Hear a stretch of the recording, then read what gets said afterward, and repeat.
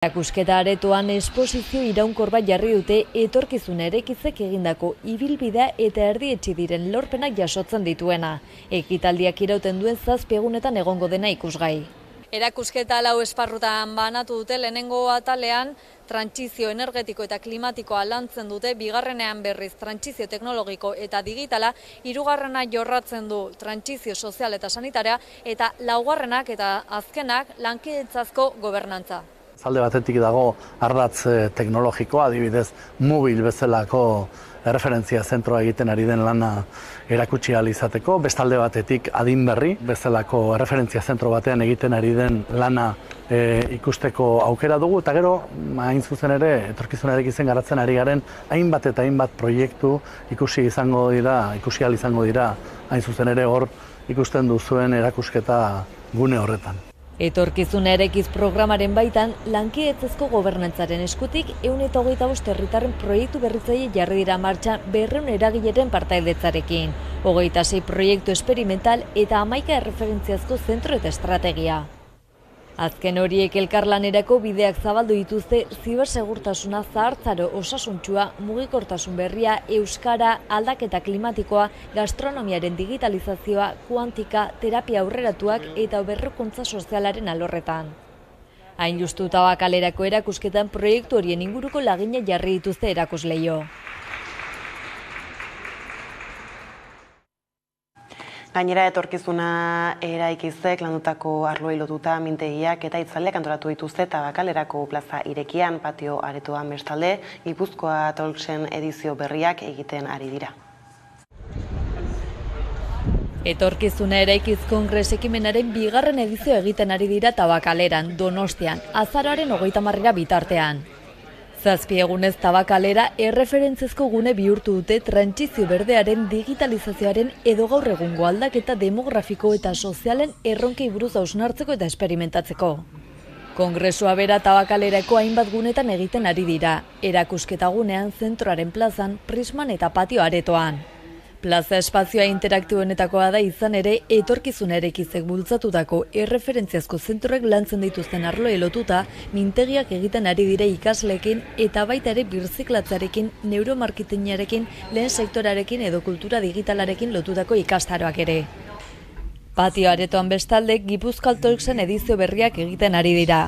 Joan den ostiralean desinformazioari buruzkoa egin zen, Maldita.eseko arduradunekin. Asteleen arratsaldean beste saio bat egin zen mugikortasun berriari, adimen artifizialari eta kirolari buruz. Aedibeko Arturo Pérez de Luziarekin eta Esteban Granero futbolarioi eta enpresa buruarekin. Astearteko biltzarrean lehen mailako parte hartzaileek ere parte hartu zuten. Anton Kostas ekonomialariak inaugurazio hitzaldia eskaini zuen. Atsedenaldiaren ondoren, trantsizio demografikoari, trantsizio teknologiko digitalari eta trantsizio berdeari buruzko 3 hilabete elkarrizketa egin ziren. Bertan parte hartu zuten Maite Peña diputatuak, Josu Gago agintzariko zuzendariak, Eba Salaberria Donostiako udaleko transbertsalitate arduradunak, Javier Larrañaga diputatuak, Ana Insausti Mubileko zuzendariak, Roman Oros multiverseko sortzaileak, Jose Ignacio Asensio diputatuak eta Antxon Olabe Espainiako gobernuko trantsizio ekologikoko ministerioko aholkulariak.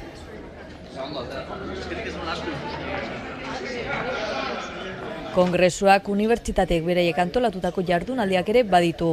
Astelehenean Deustuko Unibertsitateak antolatutakoa izan zen. Asteazken goizean Mondragon Unibertsitatearena eta egun berean 3etan Euskal Herriko Unibertsitateak proposatutakoa.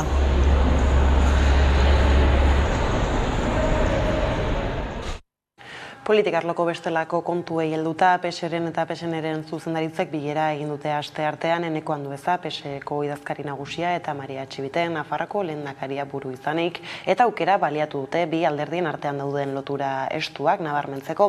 Bi buruzagien arabera sozialistek Euskal Herriko gobernuetan ardurak izateak erraztu egiten du politika koordinatzea eta kudeaketan eraginkorragoak izatea. Esan dutenez, sozialistak ongizatearen eta ekonomikoaren berme dira. Kogobernantza eta eskerreko politikak ziurgabetasunaren aurrean sozialistok jarraitu nahi dugun bidea. Elkarlana Europarekin, elkarlana Espainiarekin eta elkarlana baita ere autonomi erkidegoen artean. Elkarlana eta kogobernantza bebai interes komunak dituzten hirien artean. Jone Belarra buru den gizarte eskubideen eta Agenda 2030 ministerioak ondutako familien legeak beste arrakala bat eragin du Espainiako gobernuko bi bazkideen artean. Ministroen kontseiluak gaur zen onartzekoan familia aniztasunaren eta familiei laguntzeko legearen proiektuan, baina atzo gauerdian Moncloatik jakinarazi zuten gaur zutela araua onartuko. PSOEren eta Unidas Podemosen arteko desadostasunak tarteko atzo ez dutela onartuko barkatu.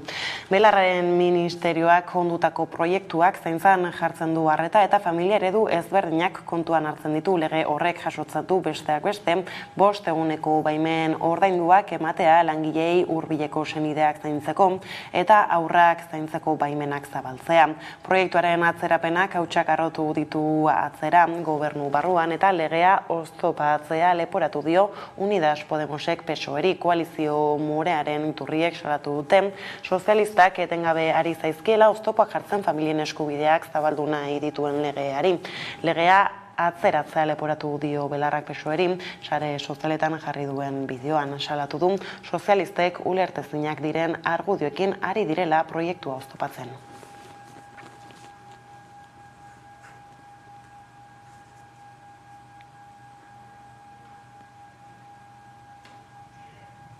Bestetik zigorrak murriztu, baina ez era orokortuan kasuan baizik hori ebatzi du Espainiako Auzitegi Gorenak, soilik baietz da baietz legearen aplikazioari dagokionez. Arandina auziaren barruan egin du lege berriaren interpretazio hori. Magistratuek 9 urteko kartzelaldia ezarri diete auzipetutako bi gizonei 2017an adingabe bat bortxatzea egotzita. Fiskaltzak 10 urteko zigorra eskatua zuen, baina soilik baietz da baietz legeari helduta urtebetez murriztu diete espetxean eman beharreko denbora. Espainiako Auzitegi Gorenak soilik baietz da baietz legearen gaineko interpretazioa egiten duen lehen aldia da. Araua urriaren 7an indarrean sartu zenez geroztik. Euskal Herrian interpretazio kontrajarriak egin dituzte auzitegiek orain arte. Herenegun Nafarroako auzitegiak iragarri zuen sexu indarkeriagatiko sententziak ez dituela berrikusiko. Ez da zigorrak murriztuko ere, soilik baietz da baietz legearen parametro bertsuetan baldin badaude. Aurreko astean berriz Bizkaiko probintzia auzitegiak erabaki zuen legeak eragina izan dezakeen espediente guztiak banan-banan berrikusiko dituela. Gipuzkoako provintzia auzitegiak ez zidamu erabakiko du auziaz. Jake Sabe berri zendu da Bart 82 urte zituela. Ipar Euskal Herrian pertsonaia ezaguna izan da, bai politikan eta bai kultura arloan izan duen jardunagatik. Mugimendu abertzalearen bultzatzaile eta erreferente nagusietako bat izan da urteetan. Abertzalen batasuneko bozeramaile, Enbata aldizkariaren zuzendari eta Oldarra dantza taldearen buru izan zen besteak beste.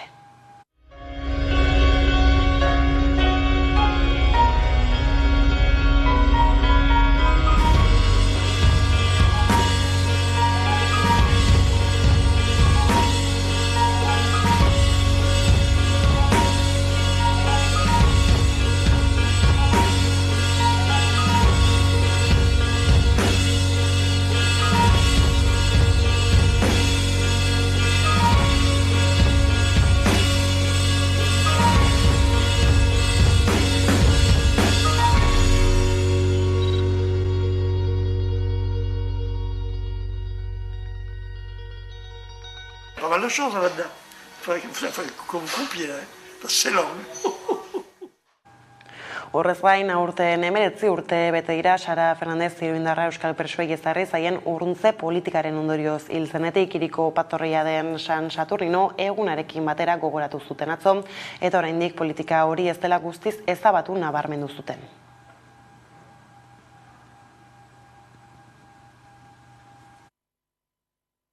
Igaz ere esan genuen plaza honetan, pizkanaka gauzak aldatuz joan direla. Besteak beste, Sararen hilketaren aitortza egin zuen Iruñeko udalak. Sara Fernandez dispersioaren biktima zela gehiengo ordezkaritzaileak erabaki baitzuten. Eta hori bai dela aurrepaso bat. Baina falta da oraindik bidea egiteko, bai memoriaren eraikuntzan zein bizikidetzaren garapenean. Salbuespenezko espetxe politikaren urte luzeek, zuzenean eta zeharka honako heriotzak eragin dituzte azken 6 hamarkadetan. 35 euskal preso politiko, horietatik 13 azken 11 urtetan, eta hoien 16 senide eta edo lagun hil dira. Gainera, beste 2 personak bere buruaz beste egin zuten espetxeratzea saihesteko.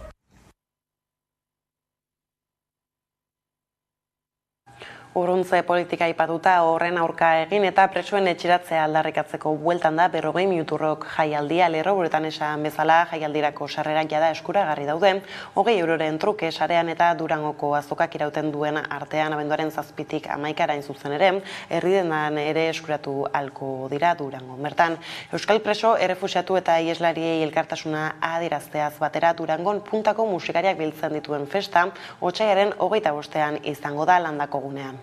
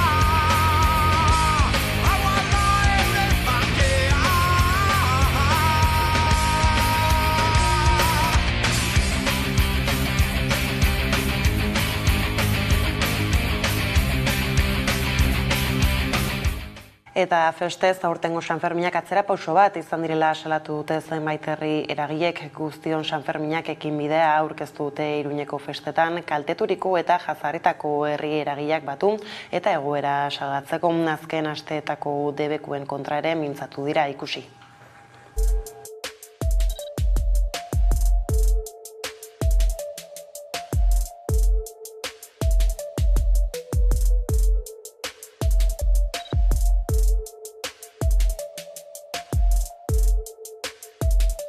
Mahai gainean jartzeko udalak kontatu nahi digun Sanferminen errelatoaren gainean beste errelato bat uste dugulako Sanferminen balorazioa etzela izan bat ere positiboa.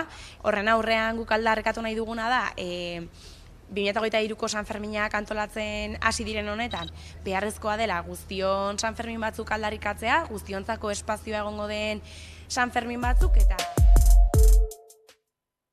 kultur arloan bestalde, FNAKek joko antifasista bat zentzuratu du eskuin muturrak eskatuta Polizia Nazionaleko komisarioen sindikatuak eta Lepenen alderdiko hainbat hautetxik sare sozialetan argitaraturiko mezuen ostean antifamai jokoa erretiratzea erabaki du kateak.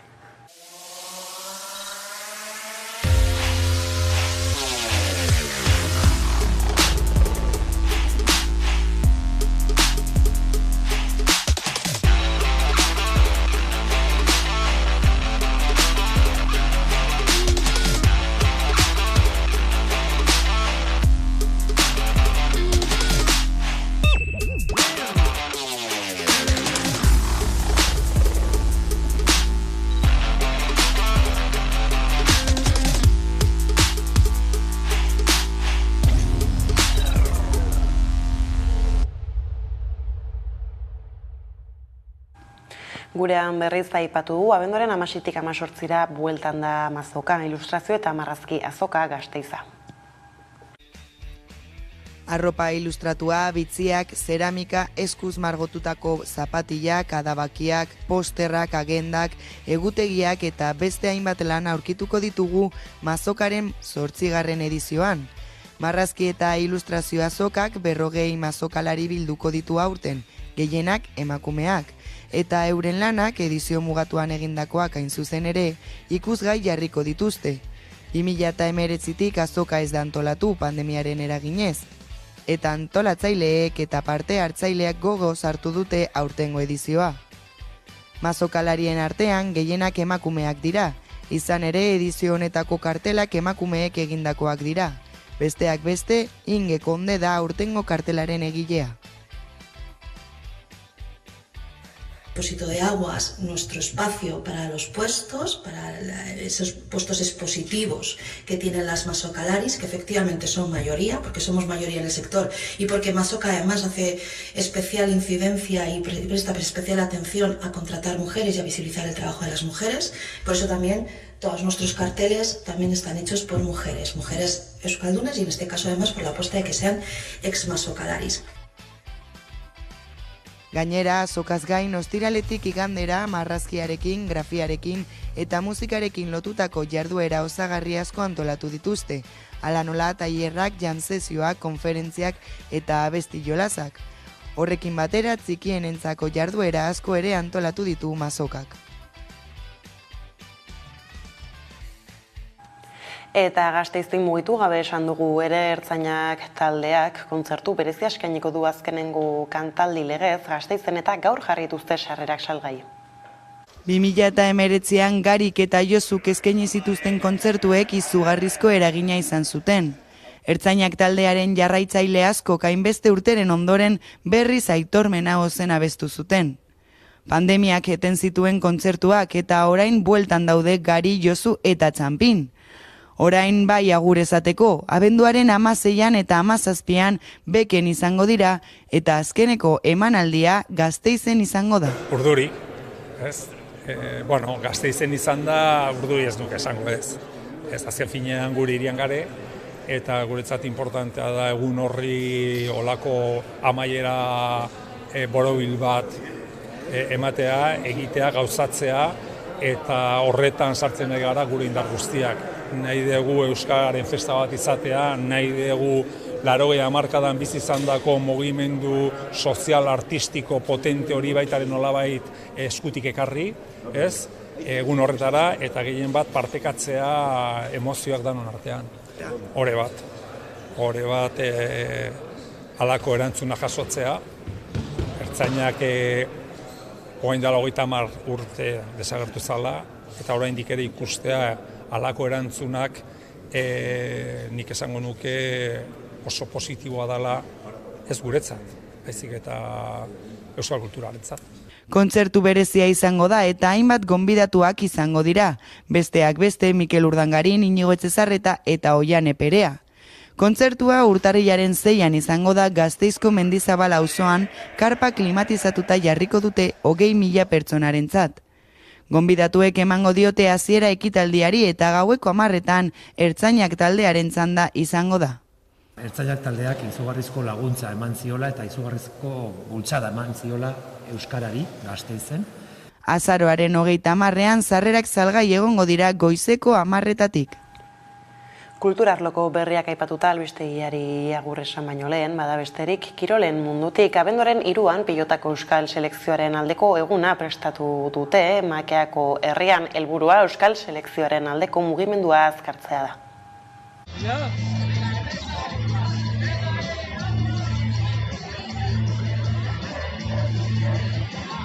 Utzi dezatela inposaketaren bidea eta errespetat dezatela kolektiboki, nazionodura eta individualki euskal pilotari gisa dagokigun eskubidea eta behingoz, onak dezatela Euskal Pilota Federazioa bazkide gisa beste nazio bat bezala.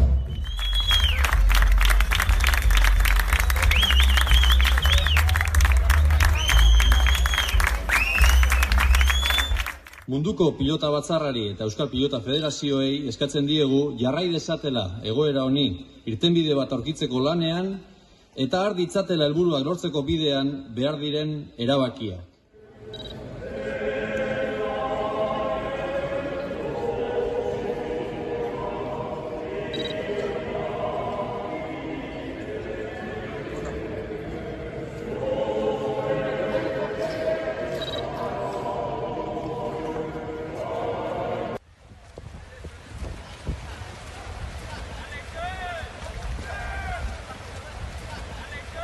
Bada, asteazkeneko kontuak hauek direlarik iritsi gara albistegiaren bukaerara gaurkoan, emakumeekin elkarteko lagunei magazinean eginiko elkarrezketarekin agurtuko zaituztegu enpresa munduan lan egiten duten emakumeen errealitatea hizpide hartuta beraz honekin.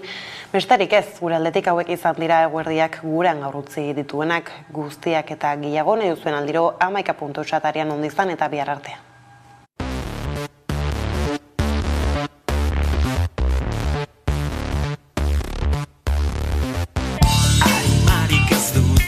Gizakiak, isla eta itzalik gabeak, zukutuko dizkizute barruak, zuke aiatan beraiena.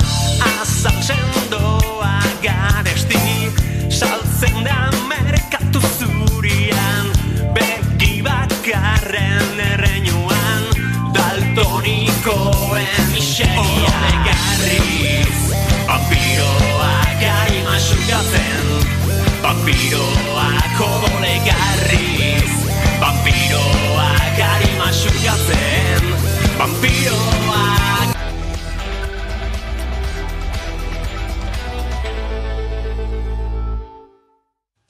Eta egunero bezala, eguneko elkarrizketariatea irekiko diogu eta horretarako gaurkoan emakumeekin egitasmoari buruz hitz egingo dugu hain zuzen ere emakumeekin zaien premiak azaleratzen dituen manifestu bat aurkeztu berri dute erako Donostian, horri buruz luze arituko gara, eta baita ere dokumentuan aipatzen duten herrialde berdintzaileago, kohesionatuago, lehiakorrago eta jasangarriagoa erakitzeko eskaerari buruz, hain zuzen ere emakume ekintzaileei buruz arituko gara ordu erdi honetan, eta horretarako gaurkoan gurekin ditugu alde batetik Izaskun Rama, eguerdion, lehendakari ordea, eta baita ere Miren Lauzirika presidentea, eguerdion. Bueno, nondik sortzen da? Zein beharretatik sortzen da emakumeekin? Emakumeekin sortu zen alde batetik emakume ekintzaileak guk bagenituela alderdi batzuk ikusita, beldurrak eta horrelako barne muga batzuk ez genituela identifikatzen, haien nondik norakoa, eta nahi genuen emakumeon artean hitz egin, eta konturatu nora arte generoaren pisuak horretan oztopo bilakatzen ziren. Eta bestalde ere, sortzaileetako batzuek ere lagundu izan dute beste persona ekintzaileei enpresa sortzerako orduan, eta hor ikusi zituzten alde desberdinkeriak edo ez bakarrik desberdintasunak, baizik eta desberdinkeria batzuk emakume eta gizonen artean. Eta bi behar horiek begiratuta hori ikusi zen, zegoela hor utxune bat, genero ikuspegia txertatu behar zela ekintzailetzan. Izan ere, nolako da, enpresaren mundua ez, emakumeentzat? Tradizionalki gizonena izan da, enpresa mundua. Egia da, apurka-apurka gauzak aldatzen ari direla. Baina, azkenean, enpresa ereduaren narratiban eta ekintzailitzaren narratiban oraindik gero eta diru gehiago lortzen baduzu hobeto, gero eta handiagoa egiten baduzu enpresa hobeto, eta orduan, olako gauzak oraindik ikusten ditugu, ezta. Egia da ekintzailearen perfila edo saltzen digutena azkenean dirua lortzearena edo ordutegi malguak izatea, beti hori 24 ordu 7 egun egotea lanean, eta olako gauzek esaten direla oraindik, ez da. Noski, diskurtso horiek bat egiten dute ez, edo talka egiten dute genero ikuspuntuarekin, zaintzaren alorrarekin, eta luze batekin ez ez. Genero ikuspegia txertatzearen beharra aipatu duzu lehentxeago ere, ekintzailetzan, hain zuzen ere, nolako eragina du genero ikuspuntuak ekintzailetzan? Alde batetik, ez gaituzte zitu ekintzaile izatera, emakume hoi. Ez gaituzte zitu. Ipuinetan, pelikuletan, imaginario guzti horretan ez dago emakume ekintzaileen figura asko edo anitzak. Eta horrek baita ere, barnetik faltan botatzen ditugu hor erreferenteak edo ereduak, ez dago eredurik, ez da? Bai, adibidez, gizarte arloan zelan sozializatu gaituzte emakumeei, gero, konformismoan ibiltzeko, ekimenik ez izateko, eta, gero gauza horiek guztiak gure ekintzailetza prozesuan eragin handia dauka. Ez dakite, autokonfiantza lantzeko ere hori oso garrantzitsua da. Baina pizkanaka behintzat aldatzen ari da hori, nola ikusten duzue? Aldatzen ari da, eta baita ere feminismoak azkenengo urteetan eman dituen aurrera pausoei esker, egia da, gaur egun behintzat ulertu egiten dela nolabait genero ikuspegi horrek ere eragina daukala, ez bakarrik bestelako alorretan, baizik eta ekintzailetzan ere, ematen du ekintzailetza nola zuk zeuk asmatu dezakezun zure lana, zuk zeuk jarri zure lan baldintzak, ematen du hor lurralde guztiz libre bat dela, non hor zuk egin dezakezun zuk nahi duzuna, ezta? Baina gero esperientziak eta datuek esaten dute, nolabait hor badaudela bai barne mugak eta bai kanpo mugak ere. Bai bankuek jartzen dituzten oztopoak edo galderak emakume hori egiten dizkigutenak, ez da, konfiantza falta gure inguruan ez dago hainbesteko konfiantzarik edo badaude hor aurreritziak nolabait. Zer nolakoak dira aurreritzi horiek aipatu duzu, ez da? Bankuetan edo emakume izateagatik agian gizonezkoei egiten ez dizkieten galdera eta iruzkinak jasan behar dituzuela, zer nolakoak izaten dira? Bai, azkenean da, kuestionatzea nolabait gure figura ematen du gure ekintzailetza izan behar dela gizonaren soldatarekiko laguntza txiki bat, ero dela zer jostagarria edo nolabait ez dela serio hartzen. Hori bai konturatzen gara, hori oraindik ere gertatzen dela, ez gaituztela aintzat hartzen edo ez dutela hain serio hartzen, azkenean aurreiritzi horiek eta estereotipo horiek oraindik ere existitzen direlako, ez da? Eta ematen du, gizona izan behar dela, etxera dirua eramaten duen hori, eta gu egon behar garela hor, horren inguruan orbitatzen, ez da? Eta, bai, oraindik ere existitzen da aurreiritzi pila bat. Horiek aurreiritziak proiektua hasi baino lehentxeago, baina behin proiektua martxan jarrita, zenolako oztopoei aurre egin behar izaten dizkiote emakume ekintzaileek? Gu emakumeekin elkartean asko egiten dugu lan alde horretan, eta saiatzen gara bakoitzak bere eredua sortzea, bere lidergo estiloa eraikitzea edo merkataritza ekimenak lantzea. Ez ditugu beste eredu edo tradizionalean manden eredua hartu behar, ezta bakoitzak berea eraiki behar du. Esango zenukete gaur egun alde handia dagoela, zenolako proiektuak, zenolako ideiak sortzen dituzten gizonezkoek eta emakumezkoek ekintzailetzan? Ideiak eta aniztasuna badago, baina egia da, aurtengo datuetan, ja ikusten dugu Arabako, Bizkaiko eta Gipuzkoako datuetan kopuruan, nahiko datu parekatuak daudela. Baina oraindik ere desberdintasunak daudela, eta adibidez, ez dakite daturen matearren, gizonek enpresa bat martxan jartzerakoan, 30.000 euro dute enpresa jartzeko, eta emakumeok 16.000. Orduan hor ja ikusten dugu hasieratik desberdintasun handia dagoela. Besterik gabe, bai egia da, ematen dela horrelako parekotasunaren irudi bat, baina baita ere, zertarako parekotasun hori portzentaian bada, baina gero, diru kopuruan gu ez baldin badaude baldintza berdinetan edo irabaziak ez baldin badira berdinak, baina baita ere ez baldin baditugu datuak, horren inguruan zaila izango da oztopo horiei aurre egitea, ez da. Aipatzen duzu, ez da, lehen inbertsiorako kantitateak ere desberdinak direla, nondik etorri daiteke hori izan ere, soldatarrakala egon badago horretik ez, agian izan daiteke horren ondorioetako bat?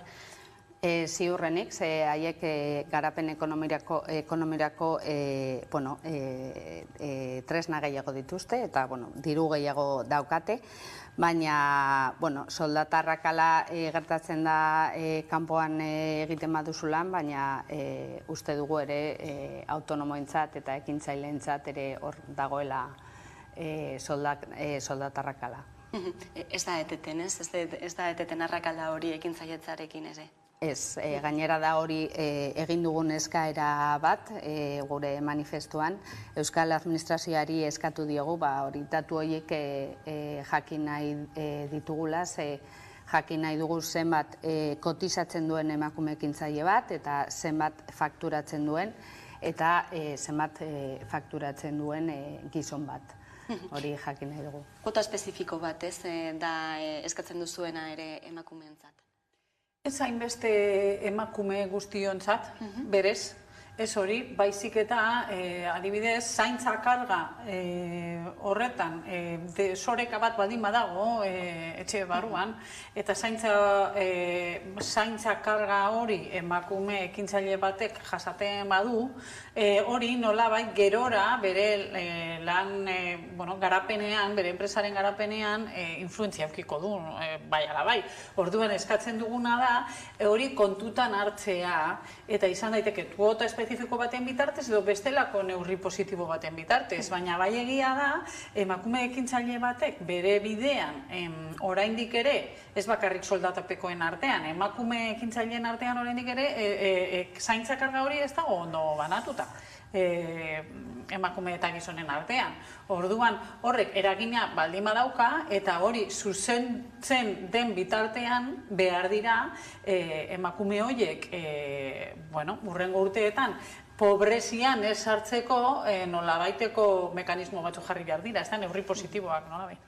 Zaintzaz ari garela, zenbaterainoko eragina du zaintza karga izateak ekintzailetza proiektu bat aurrera eraman nahi denean? Adibidez, ordutegiaren malgutasuna, hori kontuz ibili bat gara. Azkenean gure ordutegiak askotan, zaintza kargak ditugunean, eskolako ordutegiak betetzen dira. Orduan, horre askotan ez daukagu hainbeste denbora gauzak edo proiektu berriak aurrera eramateko, edo zuk nahi duzun denbora guztia horre jartzeko. Hor bat dago desberdinkeria handi bat, eta da, gizon hori nabilitze egiten orokorrean, kasu partikularrak dira, baina orokorrean bai egia da, badagoela sinismen bat, gizon batek martxan jartzen badu bere enpresa, orduan, utzi behar zaio denpora, espazioa eta errekurso ekonomikoak hori aurrera egiteko, bai? Eta emakume batek egiten baditu aurrera pausoak enpresa bat egiteko, horrek esan nahi du denpora gehiago daukala eta konziliatzeko balio duela, baina konziliazioa korresponsabilidadea gabe, ez da ezer, eta berriz ere jartzea gu karga horren ardurapean, eta horrek bai dauka eragin pila bat. Genero rolak eta horre iritsiak guztiz islatzen direla ekintzailetzan ere, ez da? Bai, azkenean gizartean daude sartuta hainbat alorretan eta, klaro. Dena den, baita ere, gainera, aipatu duzu, ez da, emakume ekintzaileak zailtasunak dituztela batzuetan diru laguntzak eskatzeko edo jasotzeko hainbat ere horietatik kanpo gelditzen direla askotan. Zer dela eta?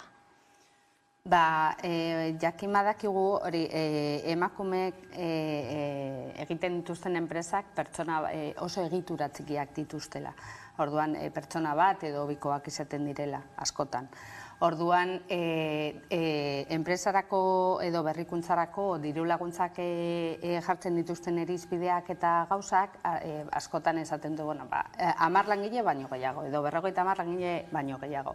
Orduan, gu hortan ezin gara ibili, eta azkenean Europatik etortzen diren dirua, edo beste proiektu berritzaileak egiteko eta askotan kanpoan geratzen gara. Aipatu dugu, ezta, hitz egiten ari garen guztia plazaratu duzuela manifestu batean, berriki Donostian, orain legebiltzarreko alderdiekin ari zatetela honi buruz hitz egiten, ez dakit dagoeneko hasi dituzuen bilerak? Ez, gure asmoa bai da, hau aurkeztea, urtarrila aldera horrekin, bigarren fase horrekin jarraitzea, baina bai, orain gaude baita ere, biltzen atxikimentu horiek, eta horretan gaude lanean, bai. Zer espero duzue dena den behin beraiekin bilduta? Zer nolako erantzunak jasotzea espero duzue? Gustatuko litzaiguke, eskaera hauek aztertzea eta mekanismoak eta tresnak aurrera eramatea emakume ekintzaileentzako prozesuak hobeagoak izateko. Eta emakume ekintzaileentzat begiratuta ere ez, haiei berezik zer esango zeniekete, buruan proiekturen bat baldin badute, baina ez baldin badira atrebitzen ez, aurrera eramatera, edo aurre iritzi guzti horiek lehen aipatu ditugunak, edo genero rolak gaindituta ez, dudatan baldin badaude, zer esango zeniekete?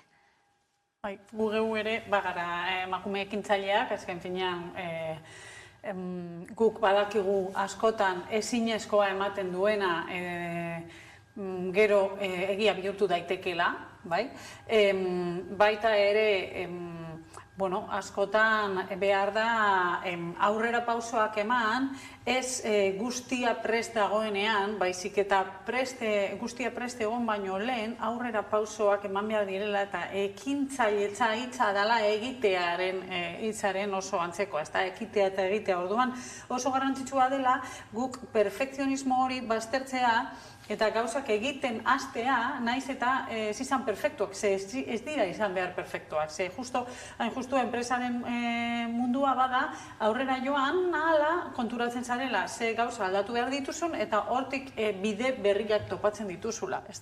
Eta guri irakatsi digute beti izaten ikasle honak eta gauzak ondo egiten ulertzen da, eta gauzak ondo egitearen karga horrek eragiten digu, beldur gehiago izatea errakuntzarako.